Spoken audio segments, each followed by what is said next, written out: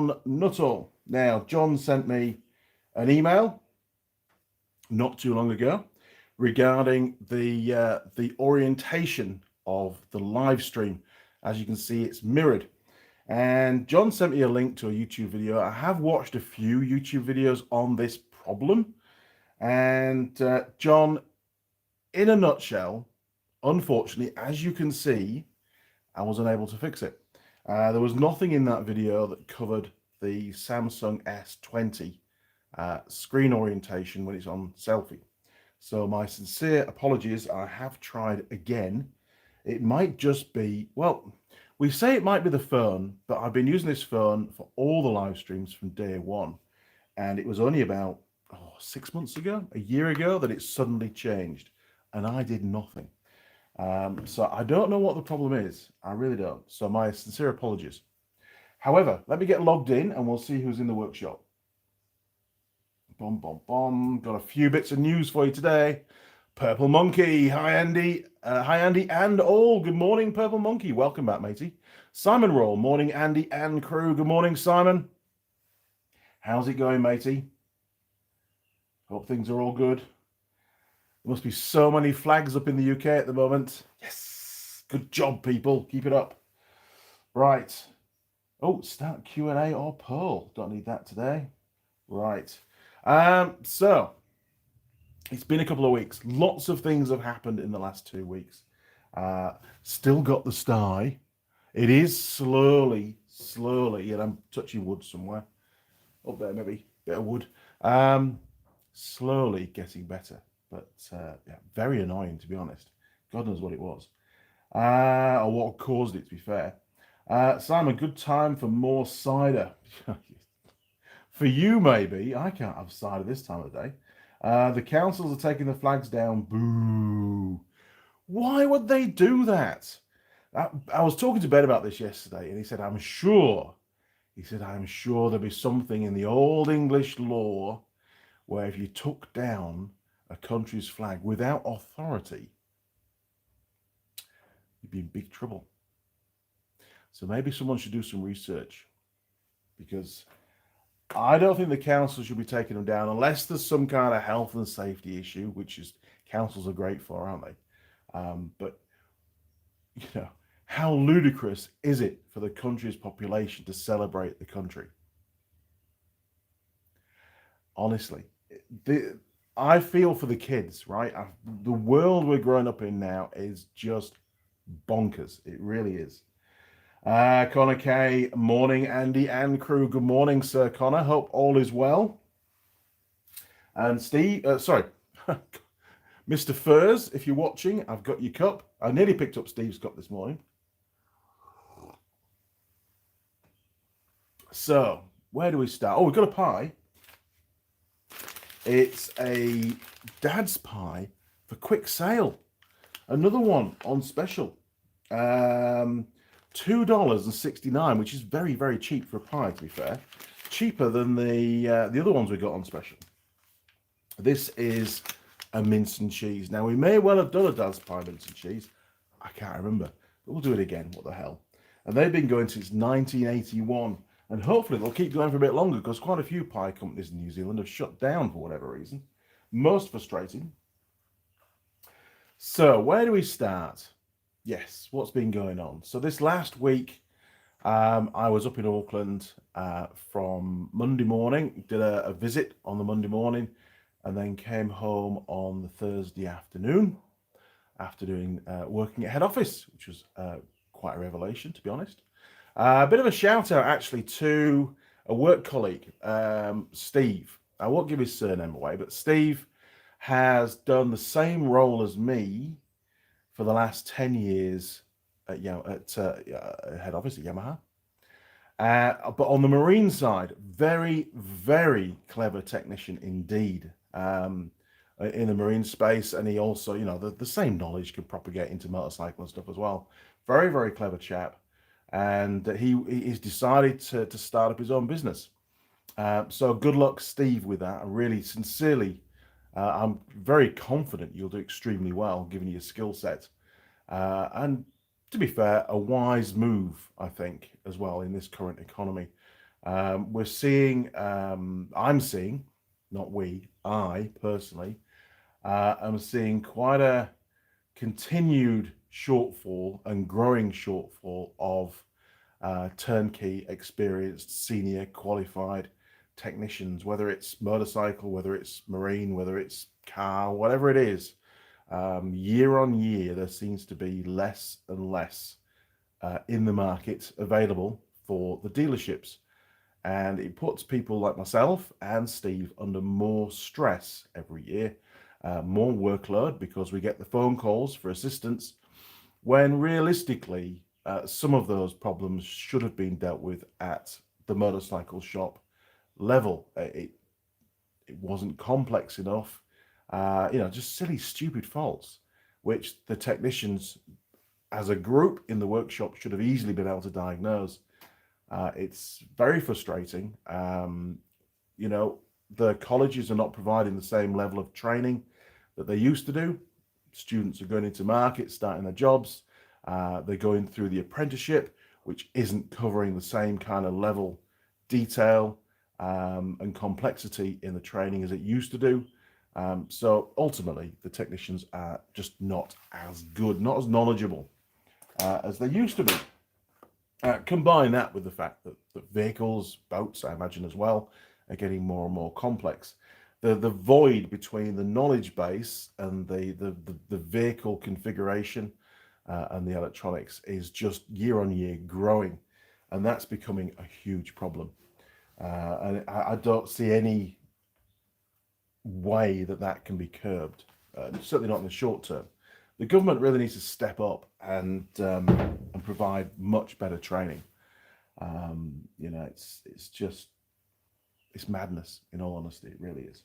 And for myself, as regards training, a lot of what I learn is self-learned. You just get the manual, you get the bike, and you work it out based on experience and knowledge. And I'm not the best tech on the planet by any means. I really aren't. There's stuff that I miss. And don't get me wrong, there are some technicians out there which are incredibly good, very much awe-inspiring, the knowledge base that they have. And they'll always have far more knowledge than I ever have because they're on the tools every day. I aren't, which is a bit of a shame. Simon, health and safety, just BU77, fill in the gaps. SH1T, yes, I know that word. If you ask me, Simon, very much so. Where did common sense go, to be honest? Maybe that just seemed to have stopped, doesn't it? Nobody relies on common sense anymore. Connor K, I'm doing fine, Andy. The main reason for that is because when I used to sail on the roll-on, roll-off ships, I know that now, EVs weren't being transported back then. The primary reason I am still alive. Connor feels very strongly about EV vehicles, just like I do, and many of the viewers to this channel, to be fair. I believe that's my impression. EVs, there's so many disadvantages, so many problems, and many of those issues weren't really brought to light until it was way too late. There's EVs all over the place now, and they're just flooding the market. Saying that, up in Auckland, there are so many now overspill car parks, derelict land being used to park unsold new cars on. The market really has stagnated here, and sales are woefully down, especially in the EV area. We've now got a few utes or pickup trucks coming in the EV market here in New Zealand. BYD is really pushing hard here now. It might look like a ute, but it won't perform all the functions that a ute will, not a diesel or a petrol engine ute. The range is limited, their towing range is dramatically limited. However, internally in the cab, the driving space is pretty posh, to be honest. I think a lot of people are going to be buying them because, oh, this feels nice. It's got a big screen and all that kind of stuff. But the reality is they're just not up to the job. They have far less off-road capability. I think they bring in two-wheel drive versions as well. But the four-wheel drive ones, less articulation on the suspension, much heavier vehicle anyway. and that's a massive disadvantage when you're off-road driving. It's all about keeping the weight down, and they're about half a ton heavier than a normal ute. So it's like driving a normal ute with the pickup full of stuff, you know, before you fill it full of stuff. I imagine that the payload of the electric vehicle utes is also a lot less. Not sure on the towing. The towing is probably still the same, the towing weights, but the actual tray payload will be less because obviously you've taken up a lot of the gross vehicle weight with the batteries. So not ideal, to be honest, not ideal at all. And I will stay well clear of those pieces of whatever Simon says. Now then, where do we get to? Simon, common sense does not exist. That's why we have the Darwin Awards. Yes, good call, Simon. Good call. Right, we're going to get the pie in the pie warmer because I'm quite hungry and it's quite cold this morning. Okay, here we go. We'll get this in the pie warmer, then we'll go for a little wander around the workshop because I've got a few things to talk to you about. Some revelations. Okay, so Dad's Pie on special, $2.69, which is super cheap. It's mince and cheese. I don't mind mince and cheese. Steak and cheese is my favourite, as you all know. Here we go. Okay, so it's a round pie. There we go, look. Structurally pretty integral. Look at that. It's pretty good, actually, isn't it? Okay, now, turn you around. 3, 2... Oh, just before we do this, let me know what the video and the audio is like.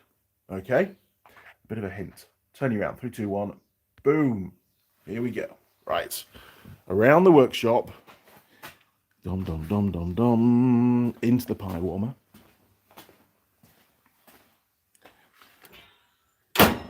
In it goes. No, I've not cleaned the pie warmer. It gives it more flavour.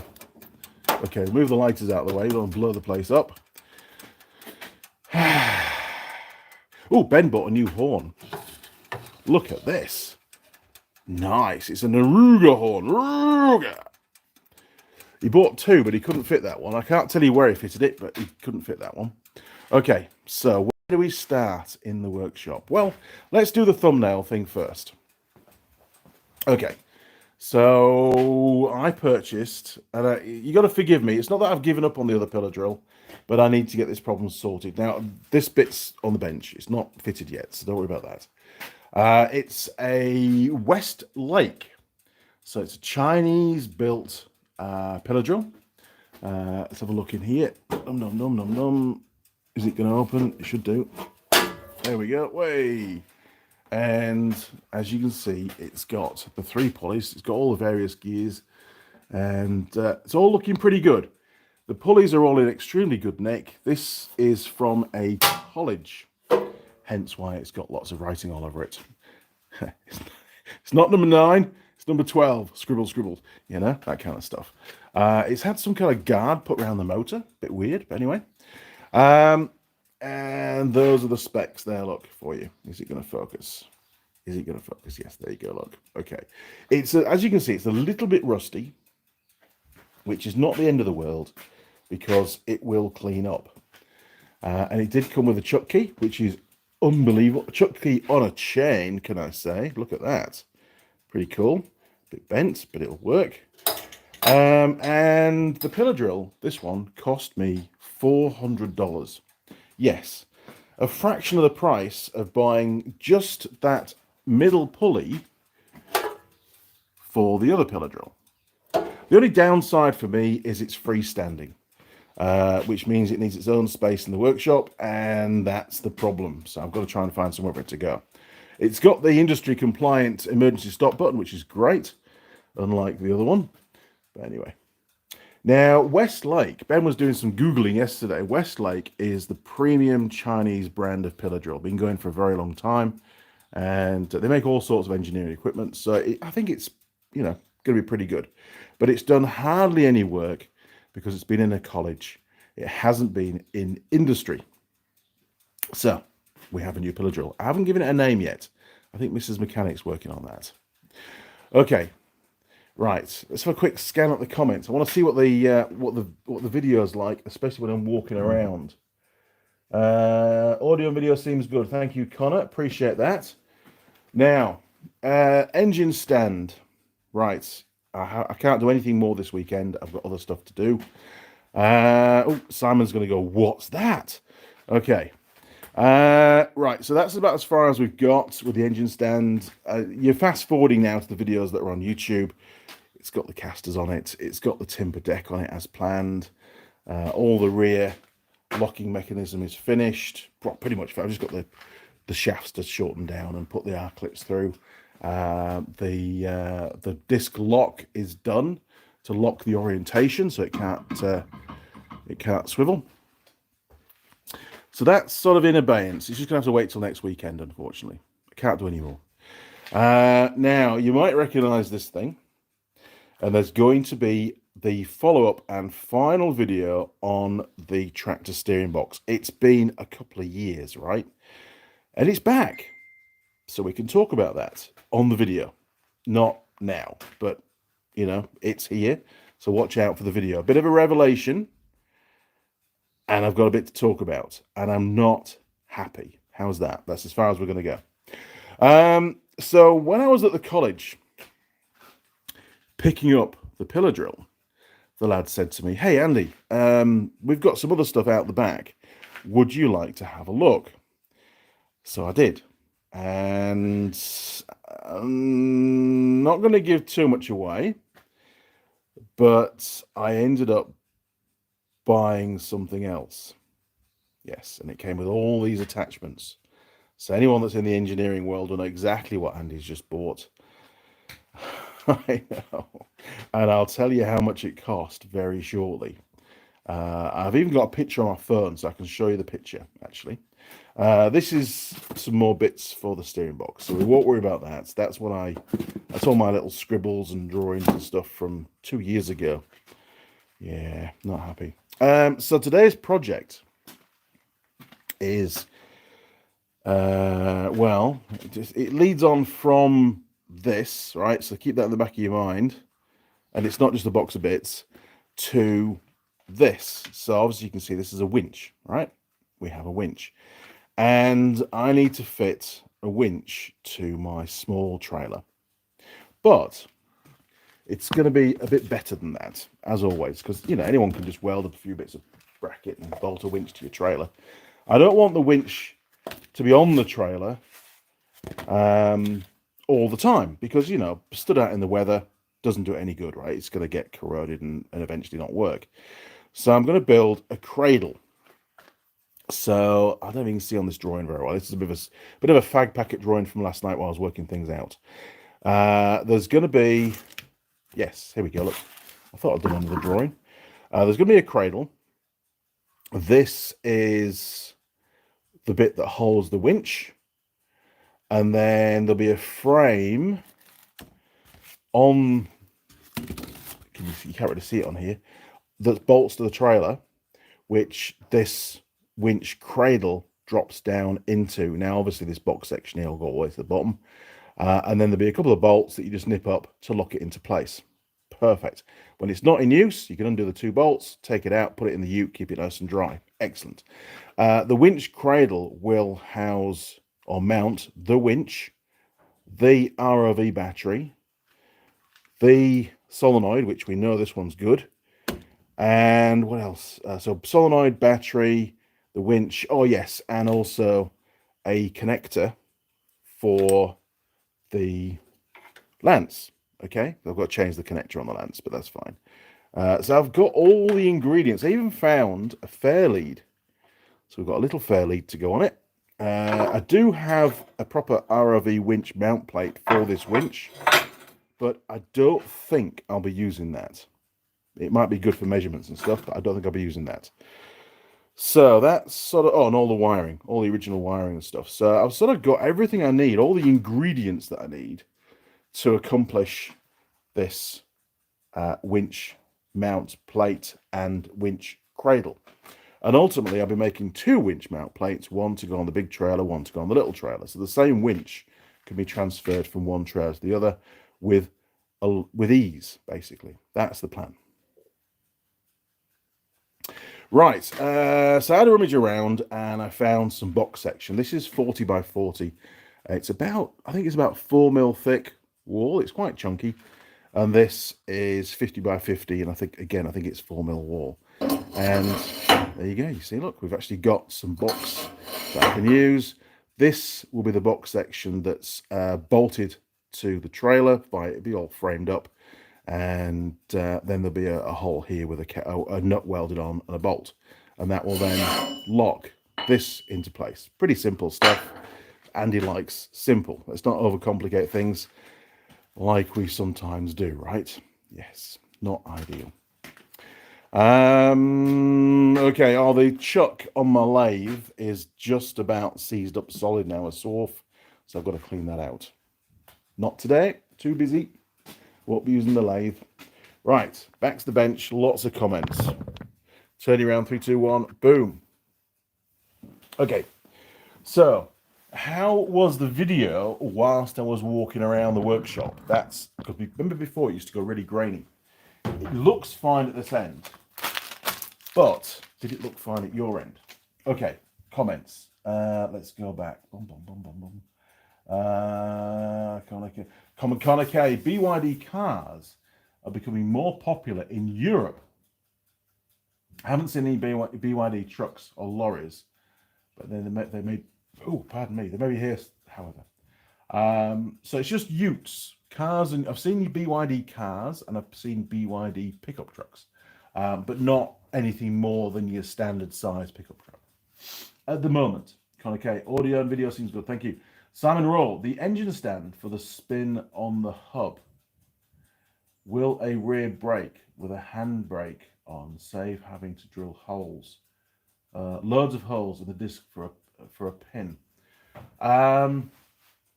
There's only really 4 positions that I think you need to have an engine orientated in an engine stand. So therefore 4 holes. They're already drilled. It's done. It's. I could have put a brake on there. It would have needed to be. I didn't want to use any hydraulics because hydraulics, they get air in the system and you can get a leak and it can fail and that kind of. You're just adding more components to something which adds unreliability in my book. So I wanted to keep it simple, and I said to Ben, I was thinking about making a spring-loaded plunger, so whilst you're rotating the engine, it will just automatically lock into the next hole as you turn it. And he said, "Oh, come on, Shrek, you don't need to do that." Sorry, he calls me Shrek. God knows why, right? I said, I'll just use a bolt. That's fine. Just use a bolt. We'll just pop a bolt in. There'll always be 2 people there anyway. You're trying to rotate an engine as big as that.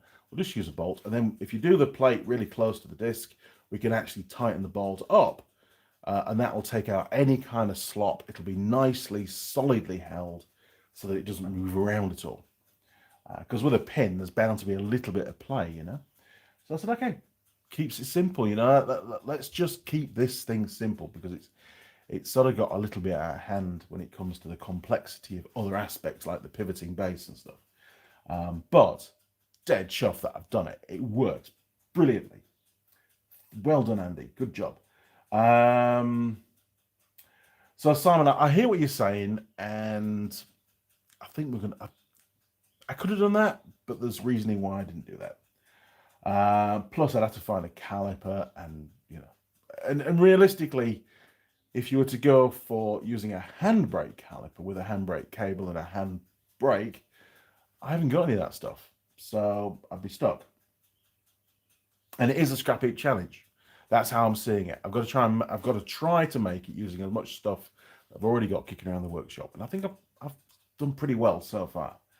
And the rest of the stuff still to do on it, I've got everything I need. I did buy a 12mm end mill, and I will be using the milling machine for the first time in a video to do some milling. So wish me luck on that, because I'm not an expert at milling stuff by any means. Don't any it. So that should be fun.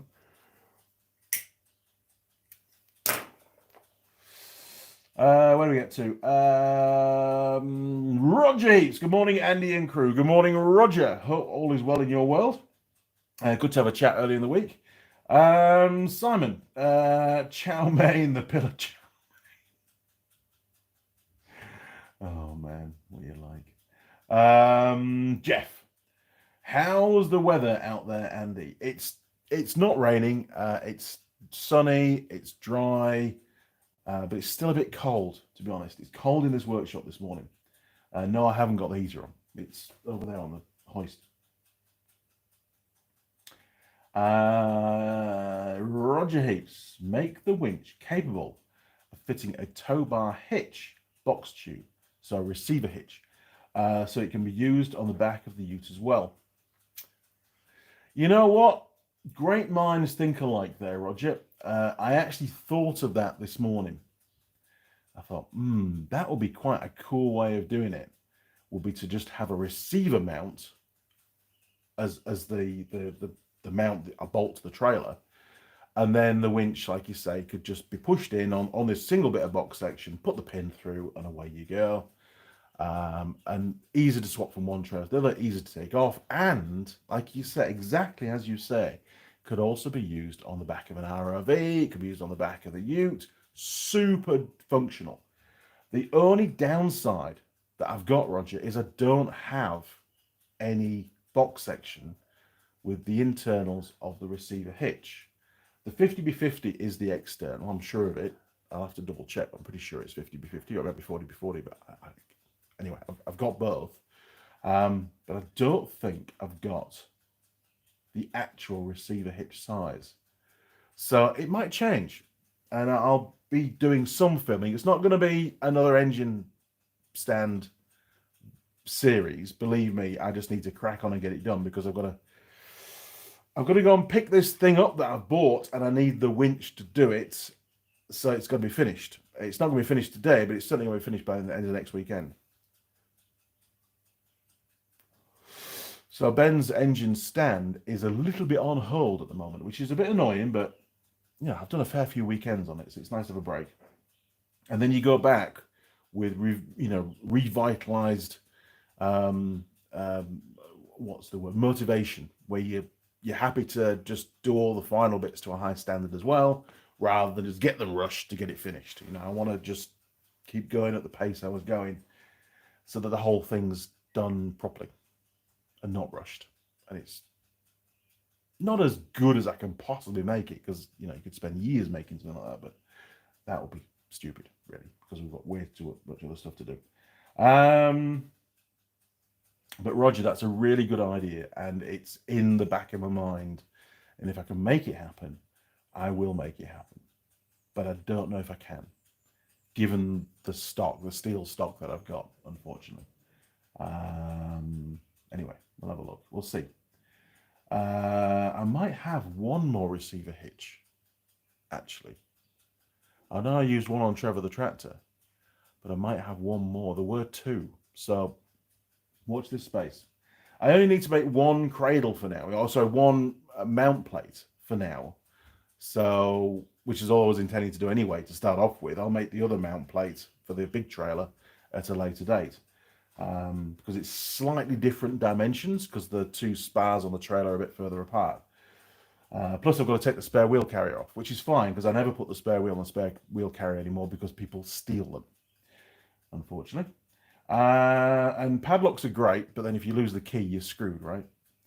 So I just keep them in the back of the ute, safe and sound, strapped to the side. So, oh my word, troca. I'll just call that troca. Oh, it's in Spanish. Brazil. Hablo español. No, not much.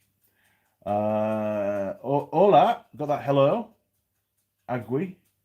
Is that water? Is aqua? Hermino. Brazil. Don't get it. Sorry, but hello. Hello, Brazil. Andy Mechanic here, transmitting from New Zealand. MF50B. Now then, Andy and crew, hope you're well. Missed a lot of the live streams, so I had to watch later. It's all good, matey. It's all good.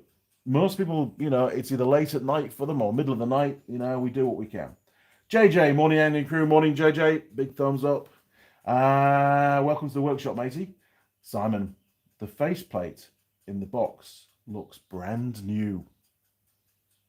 It is brand new, as are all the other bracketry in that box, brand new. Brand new old. Bought, I think, back in the late 90s. That stuff was actually wrapped up, and I only unwrapped some of the stuff yesterday. So there you go. Bugs. Jim Haynes. Are hitches in inch series sizes that are standard sizes based on weight classes like in the US? Or do you have your own metric sizes? I think we're metric. The balls, the hitch balls, we've got 50mm in the UK, which is a good size. Over here, they've adopted US and UK sizes, and there's the odd German one, which is a 40mm ball, little tiny ball, really weird. The 50mm and the inch and 7/8 are really confusing and really annoying. I wish the country would just standardize it to one. I'd much prefer it to be 50mm because both my trailers are both 50mm, obviously being English. In fact, all my trailers are 50mm. Even the ones that I've made here, I've made them all 50mm, so they're all standardized.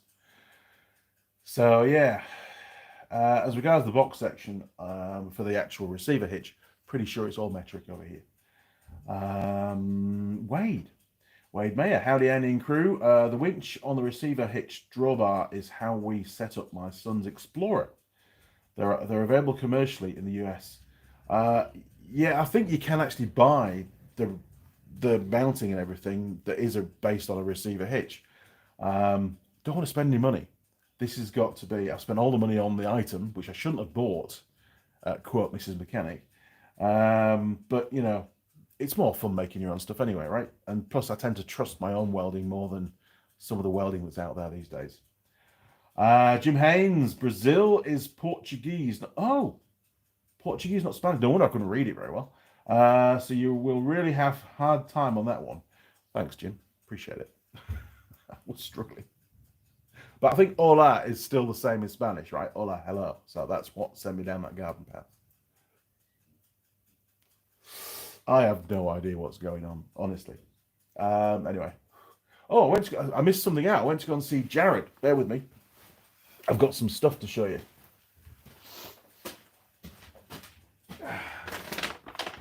And I'm building tension on what I bought, other than the pillar drill. So bear with me. We'll get rid of that. Horrible things. Right. So, I went to go and see Forge, and Jared got me. I'll pull it all out first. In fact, I just took it out. Here we are. Hey! Okay. That's it. Let's get rid of that. So, as you well know, I have started to use the plasma cutter in anger. So, it's important when you have something like that you have a few spares. So I got a couple more guides. Is that what they call them? They give a standoff guide is the official name for those things, because the one that's on it's a bit poorly. Don't know what happened to it, but it's not happy. We've got some new electrodes. A pack of 5. They come in 5, so I just got a pack. We've got some new cutting tips for stock. Look at those, nice and shiny. And we got some new, what do they call these? Shield cups. We've got 2 of those. Again, just in case, because the shield cups had some damage as well, which is weird. I think it might be from using too much power on a thin plate. Or it might have happened when I was cutting the 25mm plate, which it couldn't cut, and it was all firing back. I don't know. And these little things called gas diffusers, they get damaged as well. So a couple of those. So just like with the MIG, we've got lots of spares in stock. So if something does go wrong and I need to replace something, I can do it on the fly and carry on with the work rather than have to stop, because I don't want to damage it. And it is a really good piece of kit, a really good piece of kit. Now, the college that I went to, I won't give the name of the college away. Just, I don't know why not, but just the deal's still in motion, so I don't want things to trip up. But if you let me find this photo, which is many photos, there we are, look. Okay, we need orientation on, so I can twizzle it round. There we go. One more. Are you ready? Are you ready? Here we go. Ta-da! Look at that! I bought a lathe. Now, Mrs. Mechanic said to me, husband, you've already got a lathe. In fact, you've already got two lathes. You've got your Boxford that you use. You've got the Myford that's in bits that's still waiting for a few more parts. Why do you need another lathe? Well, let me tell you the story. So the lad took me, we'd loaded the pillar drill, and he took me into the main workshop area, which I hadn't been in up until that point. And there were 3 of those lathes around. Obviously, they teach metalwork, or they used to do. The lecturer, the teacher, who retired 3 years ago, maybe a little bit longer, the whole workshop just became redundant because they weren't able to replace the teacher. They couldn't find anybody that wanted to teach metalwork, basically school level metalwork. So the place just gathered dust for well over 3 years. Could have been up to 5 years, the guy was saying. They couldn't quite remember. And he said, we've got to get rid of these lathes. I said, oh, okay. I've already got a lathe. Don't need another lathe. I'm quite happy with my little Boxford. It does everything I need it to do, just. Are you sure? Are you sure you don't want to? Because they're cheap. I'm like, well, give me, how much do you want for it? Said, no, you tell me a number. And I gave it a once over, and everything looked to be really good condition, hardly used at all. But from what I could see, they were all 3-phase. The other 2 lathes, I could see the plugs in the wall and everything, and they were all 3-phase. And I said, I don't have 3-phase. I said, I'd have to convert it to single phase, and that's going to cost me a fair bit. He says, well, just make me an offer. And I'm like, $500, $500, not 5,000, $500. I offered him, and I was walking away when I said it because I thought, well, there's no way he's gonna agree to that. And he said, go on then. And I was like, what? $500 for a lathe? You're joking me, are you? He said, no, you've got to take it away, but you can have it for $500. I said, all right, sold. I'll take it for $500. I said, I don't have a lot of money, but I can spare $500. I can find it from somewhere. So we left it at that. And I had a quick look in the cupboards and stuff, and that's where I found all those bits. I thought, ooh, comes with all these nice bits as well. That's excellent news. So I left, and then I was thinking that night, I got it paid, all done, and, and I bought another pillar drill as well. There were 2 of them, so I bought the other one, which I hadn't picked up, for $300. So I got both pillar drills, one for Ben, one for me. Mine was $400, his was $300. I thought, well, for another $300, it's a pile of bits. It's a pile of spares, if nothing else. And we know how expensive parts seem to be to get into New Zealand for these things. So it was like an insurance policy. Plus, it gives Ben a pillar drill, which is already used, by the way. It's already here. He was using it yesterday. After he said, quite bluntly, I don't need a pillar drill. Within 5 minutes of putting it in his workshop, he's using it. So that was a win in my book. So I went back the following day and cleared out all the little bits and pieces from the cupboard because I thought, I don't want to go missing. If they're going to sell the other 2 lathes, somebody might take a lot of the cutting bits and pieces from my lathe. So I went back, captured all that, got it all in the ute, loaded Ben's pillar drill at the same time, and came home. But before I came home, I had a quick look at the motors, and sure enough, the other 2 lathes were definitely 3-phase. There's no doubt about it whatsoever. And then I took a photo. Wait for it. And this is pure luck. Hang on, I've got to go back. Bear with me, because it was the next day. There, look. Okay. I don't know how well you can be able to see this or not, but if I can hold it, will it do it that way? No.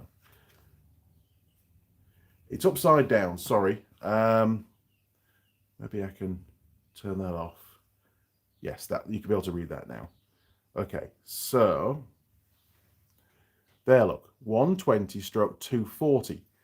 The lathe that I bought is single phase. Pure luck. How is that possible? Why would they have 3 lathes, 2 of them 3-phase and 1 of them single phase? And the one that I chose was the single phase one. Because I said to the guy, he said to me, when I went back to get the bits, he says, "Oh, this is the lathe that the teacher used to use all the time. He didn't use the other two. He used this one." And I was like, I wonder if he uses it for a reason. So I had a closer look, and the spec of the lathe that I bought, it's got all the thread cutting stuff on it. It's a powered slider as well. You know, it's got the screw cutting facilities and the drive for the cradle, whereas one of the other ones didn't. So again, a win. I sort of got the highest spec lathe, that's single phase, that will work in my workshop with all these extra bits and pieces. The other two lathes didn't have all those bits and pieces, for $500. And I said to him, I said, "Look, do you want me to try and sell the other two lathes for you?" I said, I know a few people that might be in the market for buying a lathe. He said, "Yes, but we wouldn't be able to sell the other two for $500 each. There'd be $1,000 each." And I'm like, yeah. He's now realized that maybe he didn't charge me quite enough for the lathe. It was a bargain. And to be fair, at the time when I made the offer, I actually genuinely thought it was three-phase based on the other two. And why wouldn't it be three-phase when they've got three-phase in the workshop? So a massive win. So I've got to get this winch done to be able to get there. We're going to get the trailer. There's a big roller door. We're going to get the trailer basically as near as we possibly can to the lathe. Lift it up somehow, and get some little bits of metal bar under it so we can roll it, chuck a sling around it, put the winch on it, and winch it up the ramps onto the trailer. It's going to be a bit sketchy, but I reckon we can do it. Ben's going to come down and give me a hand doing that as well. Lathes are quite top heavy, so it's very important we keep the whole thing dead upright. Otherwise, it might go crashing to the ground, and that wouldn't be good at all. Where do we get to?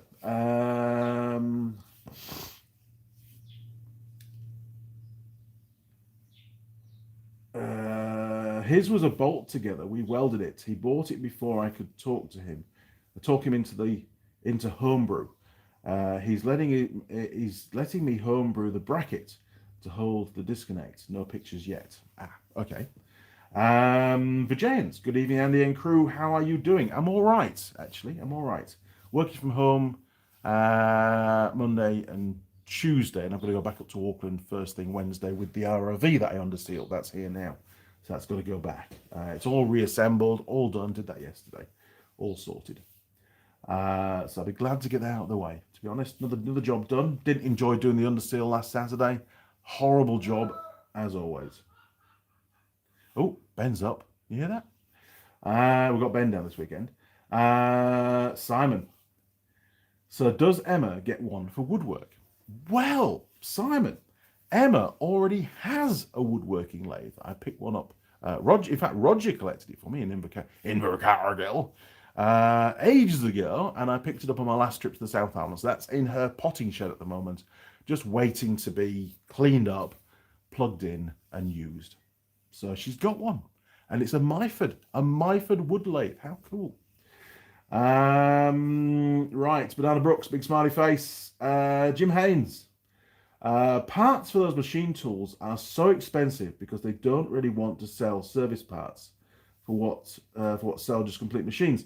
It does seem that way. Now the brand of lathe that I bought, interestingly enough, is, bear with me people, it is, we'll go back to the other photos. It is so you could help me here actually. It's a Peikel, okay? Now, from what I understand, Peikel Engineering Supplies. Now, from what I understand, they were an Australian company, and they got bought out in the early 2000s by Blackwoods, I think, a big group anyway. And we had a Blackwoods Peikel here in New Zealand for a while, which is now called Blackwoods Safety. So they've dropped the Peikel name.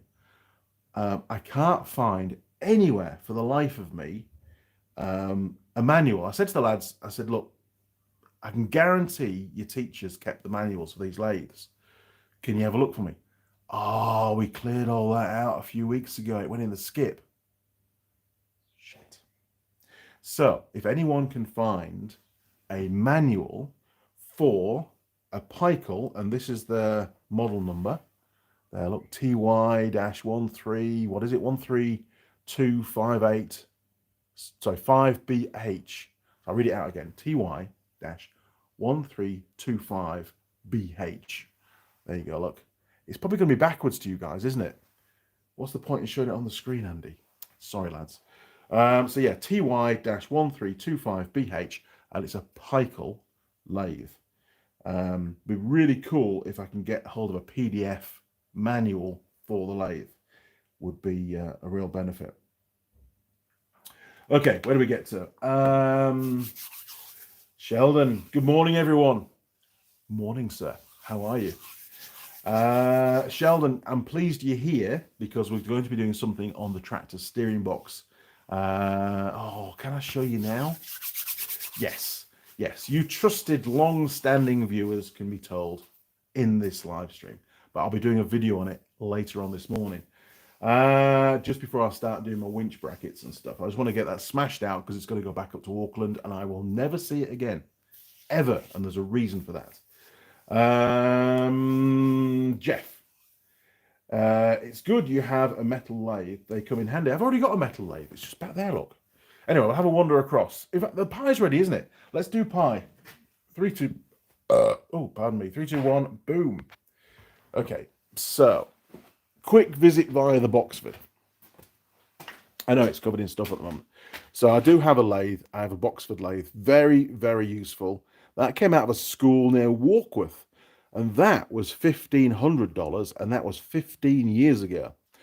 So $500 for a much more modern lathe and a bigger lathe with a lot more capability is an absolute bargain. Really is. Right, over here. Bum, bum, bum, bum, bum. Pie time, because I'm getting hungry. Okay. Here we go. Hopefully it's still warm enough because I've been ranting on, haven't I? Okay, turning around, 3, 2, 1, boom. This is going to be a quick pie eat, to be honest. I think, can we go and have a look at the board? I think we might have done a mince and cheese dad's pie. Let's have a look. Turn you around again. We'll stick that on the bag. In fact, what we'll do is we'll stick it back in the pie warmer for a second, just while we're looking for this dad's pie, because it doesn't feel that warm. Sticking back in there. Right. Okay, so we're looking for dad's pies. Oh, there's a dad's pies, steak and cheese. 107. Top of the leaderboard. What the hell? Why are they not selling them? Dad's pie. Any more dad's pies? Can you see a dad's pie? Dad's pies, pepper steak, 97. Good score. Dad's pies. Dad's pies, pepper steak down there, 92. Bake Shack. No, no more on there. Morning, Lily. Dad's pies, steak and cheese, 200 gram, 89. Ah, yes, that's the difference. That wasn't in multi-pack. He did well, that multi-pack one. Dad's pies. So we're looking for dad's pies, steak and cheese. I know, it's dark around here. Dad's pies. Can you see dad's pies? Oxford pies. Dad's pies, mince and cheese. Dad's pies, mince and cheese, 200 grams, 75. It didn't do very well at all, did it? Okay, we don't need to score this one then. That makes life a lot easier. Oh, hang on, need the pie. While it's in there, I did the internet. Yes, revelations. The internet comes in through this new conduit up there, look. So it comes from the office, comes under the carport. It's all in conduit, so the little bastard ratties can't eat it. And it runs along here. I made some little brackets out of some old brackets that I just modified to hold that in place. All very smart. Didn't bother to paint them, I know. I was in a rush. And the internet comes along here, look. More internet. This is fibre, by the way, and it flows in. Well, it's not actually fibre in this bit, but it comes into the house fibre. Up there, look. And then it comes, oh jeez, nearly fell over. Comes in there, bum, bum, bum. A little bit of an excess cable. I've got to pull that back through to the office because we're going to do some more spare cable in the office. And we've got this router thing here, look, that Ben shows on the internet. And it's got these little wiggly antennae that you can put down. I'm keeping them up because they'll only get smashed off otherwise. And it seems to be working really well. Really, really well. In fact, we'll do a speed test, actually. How's that? Let's do a speed test. We'll leave that in there for another minute just to warm up. Let's go and do a speed test on my phone, because I am very, very impressed with this. Super impressed.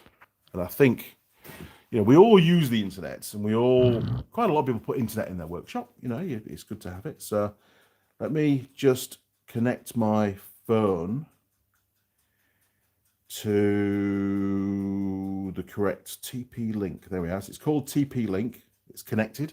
Okay, so the laptop, the transmitting phone for the YouTube channel is on, they're both on this internet now, as is my phone. So we'll do an internet speed test. Okay, right, here we go. Look, a live internet speed test. Don't need that. What's going on here? Bloody adverts. That one.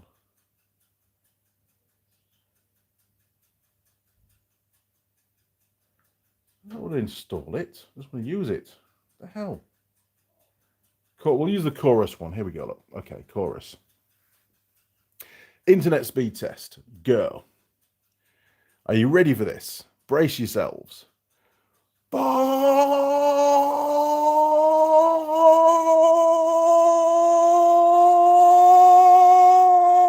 It's like a two-stroke rubbing his nuts off. Look at that. So that'll be download. Here comes the upload. Look at that. Unbelievable speed. And I live in the middle of nowhere. And all the years of having such crappy internet, all of a sudden we've now got incredibly fast internet. Look at that for result. 438 bits per second, megabytes per second.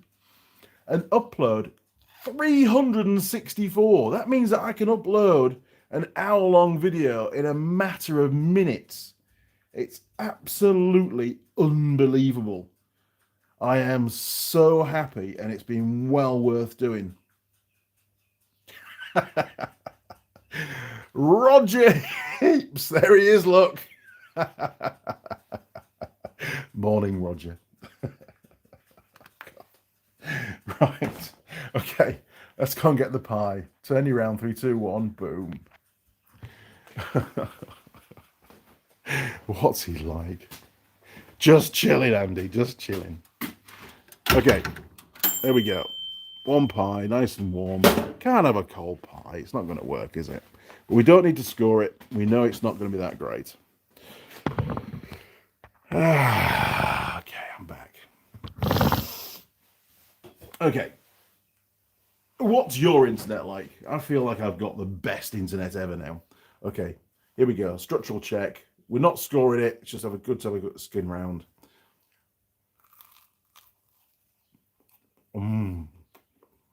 Nice and hot.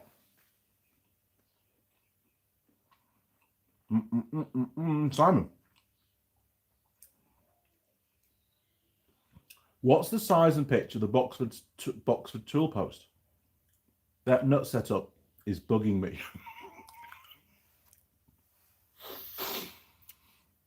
The Boxford has just a groove, a slot, a T groove in the carrier.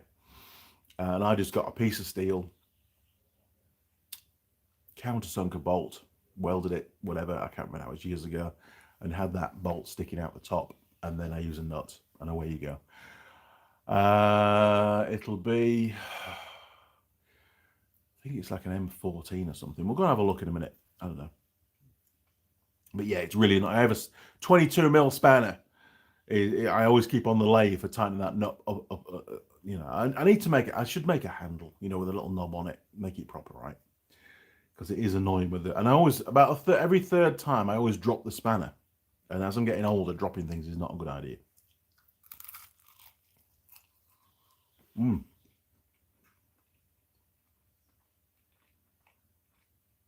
Get some nice brass and stainless to make a nice looking one. The little Boxford does deserve some real TLC now. It's done a lot of work in the last couple of years. It's done well. For Giant, need some advice, please. What is the best for polishing aluminium after sandblasting? And the same for stainless steel after sandblasting. On aluminium, if you sandblast aluminium, it's going to leave it pretty damn pockmarked, to be honest. It's going to eat that surface away pretty quick.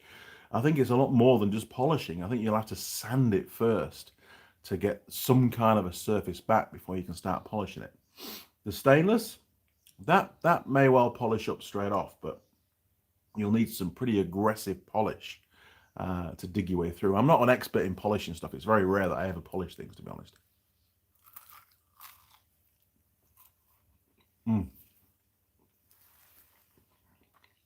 Nice. Really nice. Simon, I'll make one. You're a good man. But yes, we're going to have a look. We can move the hoist out of the way and we can take the tool post off, and I can show you the bolt and we'll measure the bolt. There's the cheese. Nom, nom, nom, nom. I do like pies, must admit. Never used to be a pie fan in the UK. Used to be a sausage roll person in the UK. I was brought up on sausage rolls from Thomas the Baker's. Simon knows all that. But here, the sausage rolls are nothing like they are in the UK. They're just totally different. They put like things like peas and onion and stuff in them, which is just weird. And they're quite greasy and flaky, and they're a lot bigger, and they're just wrong. Oh, that was gross. The cheese is quite hot, so bear with me. So we've still got to cover a little bit of a snapshot on the steering box. We're still going to do that on this live stream, just so you know where we are with that, right? You polish off pies well. Bloody hungry, mate, I tell you. And then we'll pull that tool post off for Simon so you can see the size of the bolt.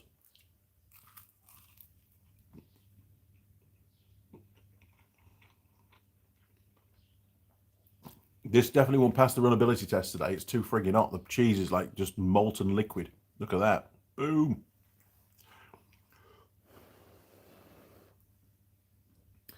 Wade, 1G down, 1G up for me. Okay, I know. We don't have that here. I've been for 14 years, but now my area has 10G. Holy crap. Why would you need internet that fast? That is ridiculous. Jim K, hello! Good morning, Jim. Welcome back to the workshop, mate. You've caught me having my pie. We're not scoring this one, though. But for your interest, it's a dad's pie, mince and cheese, and it was on special offer. They were trying to get rid of them at $2.69, New Zealand dollars, by the way, which is very cheap for a pie. Ooh. Don't want to burn your mouth, Andy. Not good. Got a free day tomorrow. So it's now a choice between the boat or Helmsley tomorrow. Just need the size of the pitch length sticking out. Okay. Helmsley. I used to work in Helmsley. Helmsley is a really nice place, by the way. I used to work there when I was doing my A-levels in York. I would work there on weekends, and I was a car park inspector. I wouldn't, not as in going around checking that all the white lines are good and there's no potholes. I used to issue the tickets to the cars that had been there for too long or hadn't paid to park. I was that guy, and you know, it was a summer job. Well, actually, it was. I went through the winter as well. I did it full time, but just weekends. And I, you know, whatever I do, I try to do to my best abilities, right? And I worked out on a Sunday morning. Sunday mornings are always the best, by the way. I get there, I think, for about 8:30. I used to start from memory. And there's quite a few hotels in Helmsley, pub-based hotels, and people would park their cars in the square. Simon knows exactly what I'm talking about. In the big square, they'd park the car. But then on a Sunday morning, they'd want to have a lie-in, right? And why not? You'd want to have a lie-in. But you couldn't buy a ticket on the Saturday for the Sunday. So the only way to have a lie-in would be to get up at 8:30 and go and buy a ticket, then get back into bed, which sort of defeats the whole object, the whole purpose of a lie-in. So people had a lie-in hoping that Andy wasn't around. And I was. And I would sit, there's a couple of monuments within the big car park in the square, and I would sit on one of those with a newspaper, and I would make notes of all the car registration numbers in the car park. Because you could, from there, it was like old stone steps, so I could see across the car park, write down all the registration numbers, or at least the colour of the car, and the location of it, and the time. And if the car stayed there for 10 minutes, once they'd all been there for 10 minutes, so it took me about 10 minutes to write them all down, I could then get up. Well, in fact, I was even better than that. I used to write out the enforcement tickets, fill them all out, and have them all in my book ready. And then I'd get up and walk over to the cars, double check they hadn't bought a ticket, and nobody had ever bought a ticket Sunday morning, and then just straight on the windscreen and to the next one, bang, bang, bang, bang, bang, around the car park. So I wouldn't be stood there filling the ticket out in front of the car. That's a massive giveaway, right? You've got to play it stealth. So that was my technique, and it worked brilliantly. And on one bank holiday weekend, so a Saturday, I know you all hate me now, right? On a Saturday, a Sunday, and a Monday, so 3 days, I issued 127 tickets, each one at £50 each, right? That's if you paid it straight away. And I would have issued more, but I ran out of books. And I believe I still hold the Rydale District Council ticket issuing record for a bank holiday weekend. Yes! I'm not proud of it. I'm not proud at all. But I did a good job. I smashed it. Absolutely smashed it. And I know, you hate me now, don't you? But it was a long time ago, so I ask for your forgiveness. I hate car park inspectors. Absolutely hate them. Especially nowadays, because they just have electronic stuff to do it all. I had to think. I had to be smart and savvy and cunning to catch these people. It was a real game of cat and mouse. It was good. Okay. James McCready. Isn't that the surname of Chicken Run, the movie? Chickens go in, pies come out. McCready pies. James McCready. Must be a relative. 42 megabytes per second. Pathetic. 42 is about what we used to be on a good day. If that was download, upload was like 8 to 10. It was horrendous. It was really hard actually running a live stream some days. It used to get really grainy.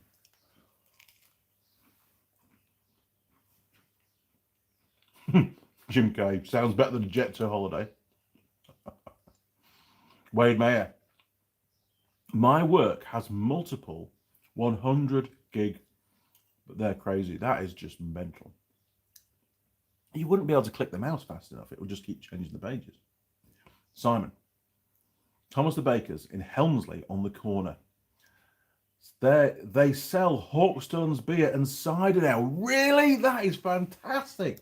Well done, Mr. Clarkson. I'm very impressed. Jim Haynes. See you with a meter maid. I've never been called that.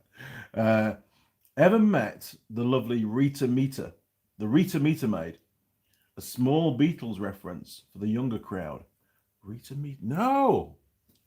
That doesn't ring any bells to me. I wasn't really into the Beatles, to be honest.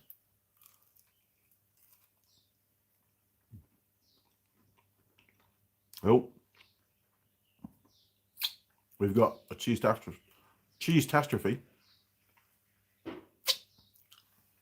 Right, last bit.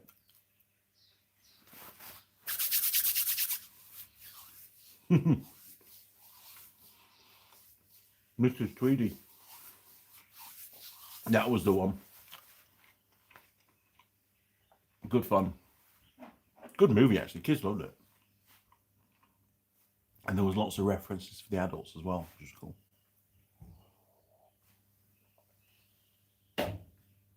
Oh, that was cold. Okay. Steering box. Here we go. 3, 2, 1. Boom. Okay. Now, for those that can remember all those years ago, I say all those years, probably more like 2 years. Stupid fun. It's quite heavy. Okay. I'm not going to go too in depth with this. But I did loads of calculations, right? And the problem we had was we were converting this from... Sheldon knows all about it, right? Sheldon's had bad nightmares about this thing. And Sheldon, Sheldon didn't do the machining work, okay? He didn't do it. He ran out of time. The customer decided to take it elsewhere.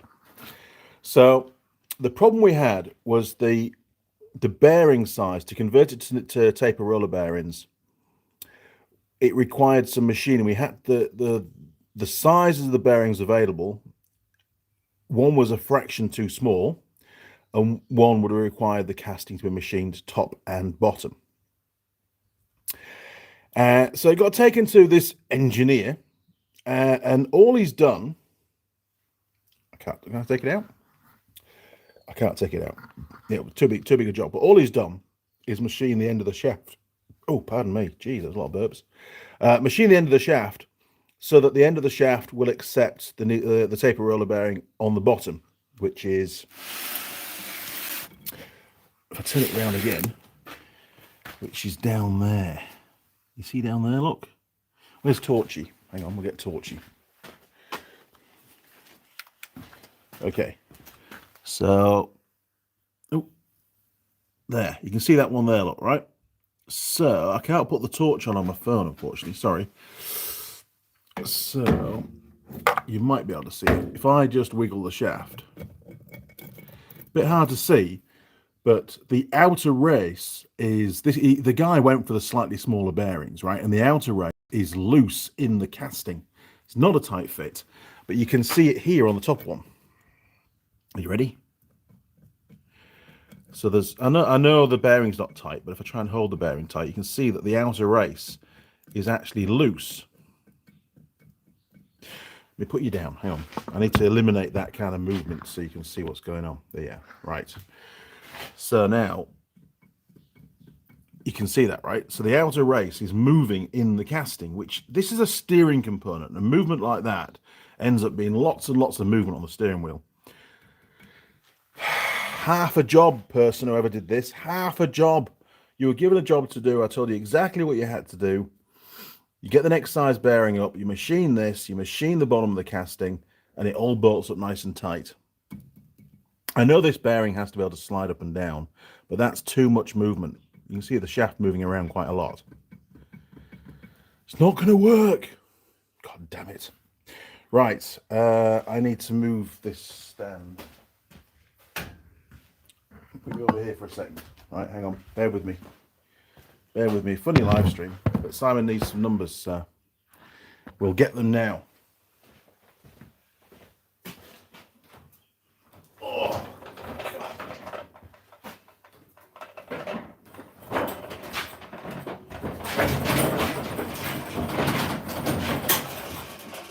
right. Oh, couldn't need the verniers. Bear with me, people. Bear with me. Okay. Let's go over to the lathe. Right.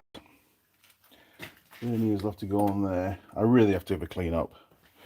Get me 22mm spanner.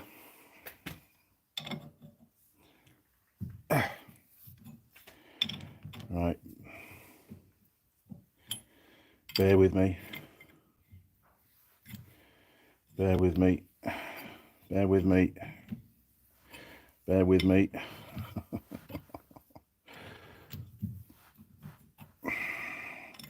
See, it's even got a little spacer here, look. It was a quick fix, you know, just does the job. Okay, so we'll get rid of the spacer. We'll get rid of the nuts. We'll take the tool post off. Stick him down there so it don't fall on the floor. There we go. And this is the bit we need. Okay, that's what I made. You can see there, look. Oh, so I've made a thing up. All right, let's have a measure. Going down. Beep, beep, beep, beep.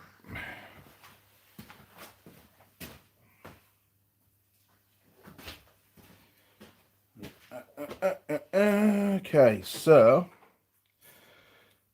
shaft size. Oh, it's an M16 look, is what that is. M16 thread. What else do you need to know, Simon? Is that it? Simon.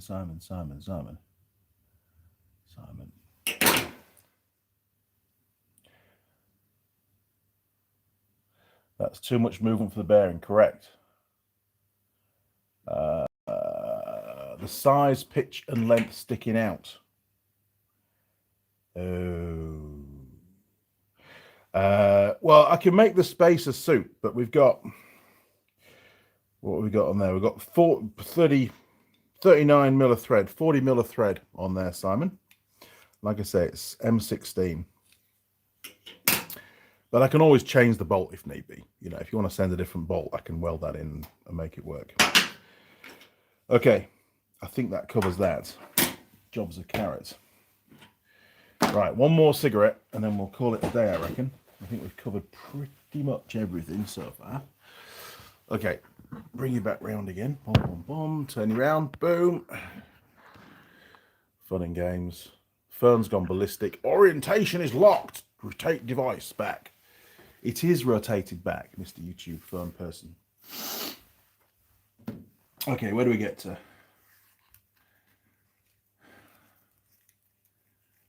Jim Haynes. Here we go. I have stuff in the way. Ooh, a few. Fairly popular song in the late 60s, but I couldn't let it go. I couldn't let it go by. It was too easy. Songs are great, aren't they? There's loads of songs I like. Pink. That's a good song, actually, by Pink, called Go Away, Come Back. It pretty much sums up Mrs. Mechanic's thoughts and our relationship, to be honest, because I get home, I'm home for a few hours, and it's like, when are you going away again? You know, as if I'm already too much. When are you going away again? And then I go away, and the first day I'm away, I can't wait for you to get home. When are you coming home? Oh, God. And it's exactly like that every week. It's ridiculous. And if I'm home all week, man, she goes mental. Just too much. Too much going on.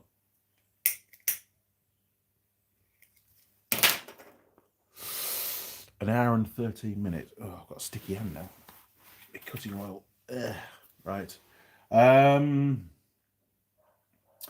Jim Haynes, can you get quality bearings like Timken or Koyo? Koyo are great. Or SKF, etc. They always try to sell you knockoff brands.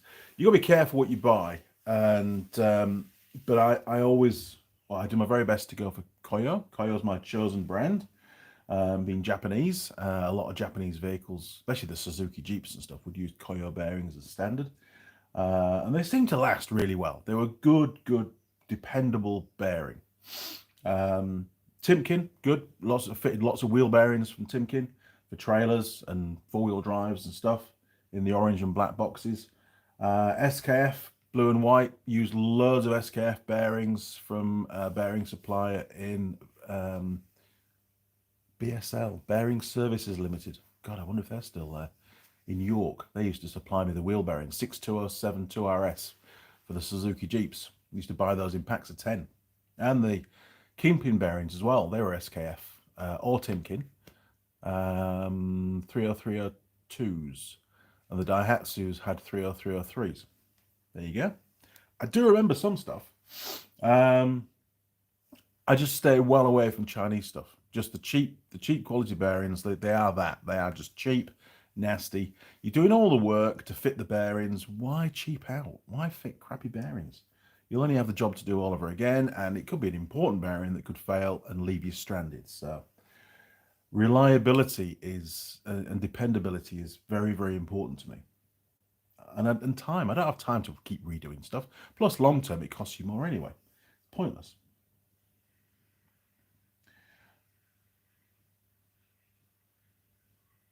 And how much stuck off the tool post? I'll get that little spacer. Hang on.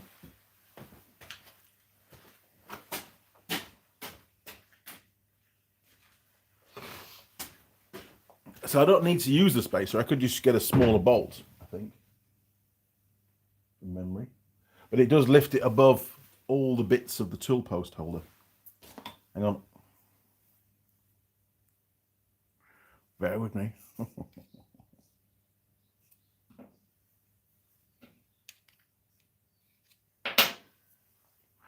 31.5 is that little spacer. 31.5.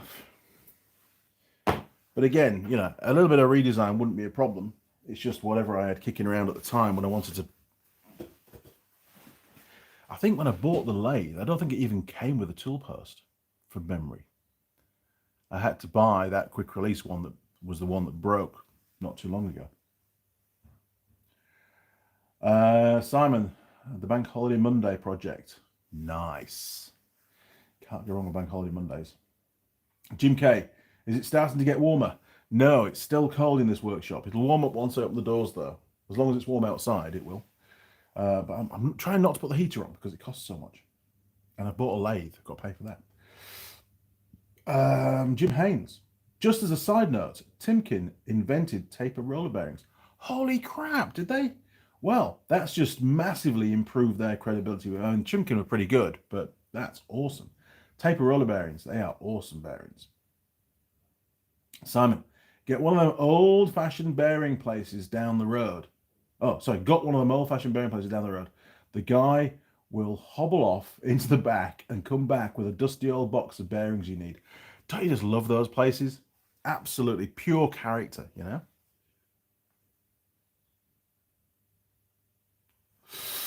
Yeah, I remember, oh God, in York, there was a couple of places actually.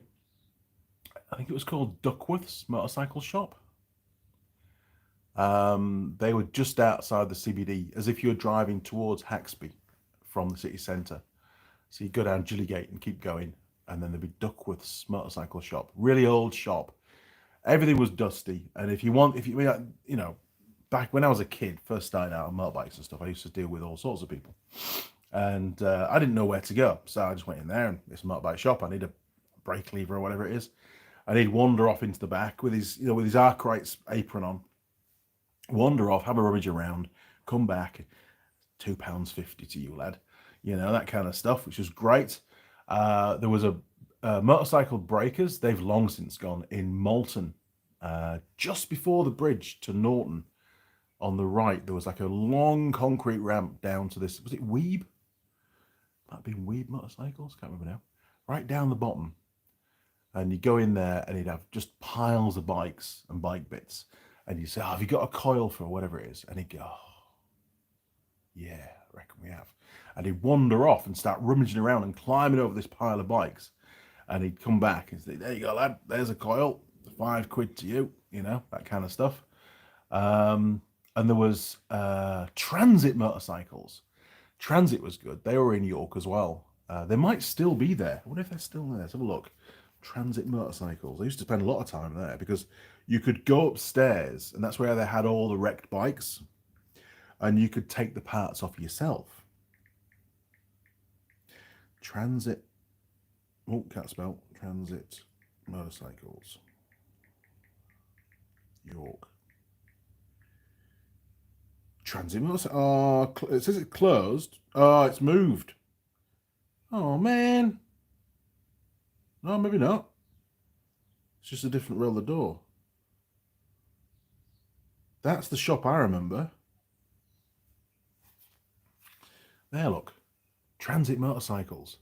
And upstairs, the two stories above were just, when I used to go, were just motorcycles, just all bikes, all in lines. And if you wanted to pass me, you'd have to pull the bike out, take the bits off, and then go downstairs and show them what you got and pay them for it. And they were really helpful lads. But again, it was all old school stuff. It wasn't the modern, clean, shiny motorbike shops that you see nowadays. It was the old school stuff. I enjoyed that. Banana Brooks, steering box. Not surprised you're not happy. No, I'm pretty pissed, to be honest. I am. And I can't put my name on it. You know, I can't do the machining. Sheldon was way too busy. He had lots of other things on his mind at the time. And the customer's just like, nah, I need to get it back together. I've got a mate that can do it. Oh, yeah, well, everyone's got a mate that can do stuff, right? So that's fine. Here you go. Gave him everything, did all the hard work, did all the measurements. This is what needs to happen. All he has to do is do the machining. And he said he could do the machining. Well, it turns out he hasn't, has he? He's just, should be right, it's only a tractor. And that's not what we're aiming to do. We wanted to make it better, not worse, or a little bit better. It's going to still have loads of play in the steering, and the whole reason for reconning that steering box and fitting the taper roller bearings was to make the steering a lot better, rather than just work. So yeah, Andy's not happy, to be honest, and it's going to go back up to Auckland in its current form. I'm not spending any time on it. I just want to do a quick video to show what can go wrong when you use the wrong kind of people. If Sheldon had had the time, I know full well that steering box would have come back exactly as we planned, because Sheldon won't let anything out of his workshop that he's not 100% happy with, and he often goes way beyond to make sure things are done properly, which is the reason, to be fair, why I asked Sheldon to do it. But too busy, just couldn't happen, and I understand that we're all too busy. I mean, look, go-kart, for example. I'm exactly the same, in the same boat. Were the instructions only passed on verbally rather than written down? He could have watched the video. It's all there. He could have watched the video on us doing all the measurements and everything. It's all embedded in the video, and I gave him all the bits of cardboard with the measurements on, and I explained to the owner exactly what needed to happen, and he fully understood. So I think it's a case of this engineer's just going, that'll do. I've done the shaft, and I've not looked at the shaft yet to see how he's ground it down or machined it down to suit the new bearing size. I'm interested to see that. So if he's just gone with an angle grinder, then, I just give up. What's the point? Simon, only thing you can do is tack weld the bearing cups. A shit fix, though. I'm not putting my name on it, Simon. I'm not doing that. There's the right way of doing it, and there's all the wrong ways of doing it, and it needs to be done the right way. At the end of the day, it's a steering component. That lad could be hooning down the road. He could be driving down the road, the steering could fail, and there could be a serious accident, and I'm just not putting my name on that. Jim Haynes, Banana Brooks, there are industry standard and should have known that they need to have the races fit, snug at a minimum. Exactly. Thank you, Jim. Banana Brooks, all those thin sleeves, it's too thin. The difference is so thin that I couldn't make up a little shim to take up that gap. The only thing I could possibly think of is just getting a Coke can, cutting it open, laying it over the hole in the base, and hammering the bearing race in the hope that locks it into place. Will it work? I think if it's tight, it shouldn't go anywhere. But that's the only thing I can think of that maybe I'm prepared to do. But I want to get my trailer done. I want to get my winch done. I don't have time for it, unfortunately. It was contracted out, and they basically messed it up. They just didn't do the full job. It was a half-hearted effort, and I don't have a lot of time for half-hearted efforts. If you're going to take on a job, do it properly, or just don't do it at all. Jim Haynes, maybe shim stock will lock tight. The problem with the top bearing is the outer race has to be able to slide in the casting up and down to apply the preload to the bearing set. So I can't use a shim on that. It has to be machined. The machine of the top one is dead easy. It's down the bottom. That's where you need that long tool to get right down the base to do the machining work. And that was the complex bit. If they'd just done the top one, it would have been marginally better. But to not do that either, it tells me the guy just couldn't be asked. But I'll save my rant for the video, because there's going to be a rant, right? Andy's going to let loose on that one. And it's not often I do that. Not on a video. I try to stay really positive, but this has pissed me off. Banana Brooks. Okay, I'll shut up now. Sorry, mate. I'm not having a go at you at all. Peanut the Squirrel. We've not had a Peanut the Squirrel before. Welcome to the workshop, Peanut the Squirrel. Hey, hey, hey. That's the life of a pirate. Hey, hey, hey, Jack. Good call. Simon, I think the guy needs a Zeus data book. I think so. It wouldn't have been hard, you know. And I said to the customer, I said, make sure he's got the equipment to do the machining before you give him the steering box. Because if he hasn't, there's no point. So anyway, cigarettes done. It's finished. The pie's repeating on me. Luckily, we're not scoring it. Okay, so quick summary. Been a busy 2 weeks. We've bought 2 pillar drills. I've bought a lathe. I'm building a winch mount for the trailer. The engine stand is on hold. Sorry, it's on. There's still another video to go out. Don't worry, there's plenty of footage. I think I've actually filmed. There's episode 3 to go out. I've filmed episode 4. Still need to. I think there's enough footage for episode 4 to go out, and then there'll be the final episode, episode 5, which will be the final little bits. And I'll just run through that quick because most of it's pretty easy.